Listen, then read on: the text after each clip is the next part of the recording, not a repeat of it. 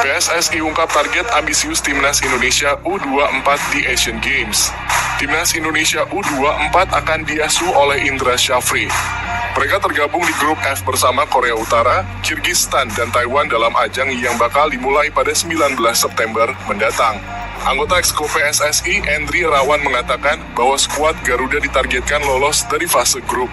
Bukan tidak mungkin jika target meningkat seiring dengan berjalannya turnamen. Targetnya lolos fase grup saja dahulu untuk Timnas Indonesia U24, kata Endri. Endri Irawan mengatakan bahwa Timnas Indonesia U24 terus mematangkan diri dengan melaksanakan pemusatan latihan di Jakarta. Dia membeberkan bahwa tim asuhan Indra Syafri akan berangkat ke Cina pada 16 September 2023 mendatang. Tanggal 16 September besok ia berangkat, ujar Endri. PSSI saat ini sedang melengkapi skuad Timnas Indonesia U24. Jadi pihaknya sudah bersepakat dengan klub terkait pemanggilan pemain karena Asian Games tidak masuk agenda FIFA. Sintayong dapat kabar baik jelang Piala Asia 2023. Tak perlu habisin energi seperti Piala AFF. Seperti diketahui, pelatih asal Korea Selatan tersebut sempat melancarkan protes keras saat Piala AFF U23. Dia cukup kecewa karena turnamen tersebut banyak keputusan wasit yang dianggap merugikan. Bahkan dalam beberapa kesempatan dia meminta agar Piala AFF bisa menggunakan VAR. Terbaru, Konfederasi Sepak Bola Asia atau AFC mengumumkan bahwa pada Piala Asia 2023 akan menggunakan VAR.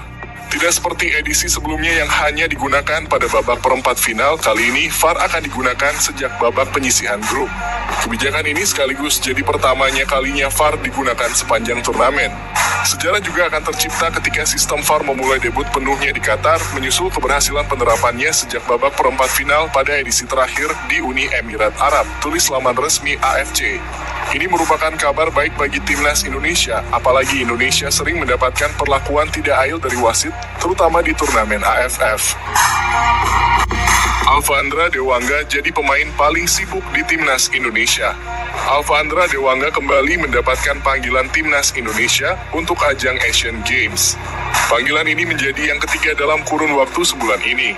Sebelumnya, bek 22 tahun itu mendapatkan panggilan Timnas Indonesia U23 untuk ajang kualifikasi Piala Asia 2024. Dan ia pun juga dipanggil untuk membela Timnas Indonesia Senior dalam ajang FIFA Match Day melawan Turkmenistan. Tentunya panggilan ketiga ke Timnas ini menjadikan Dewangga pemain paling sibuk dalam kurun waktu sebulan ini.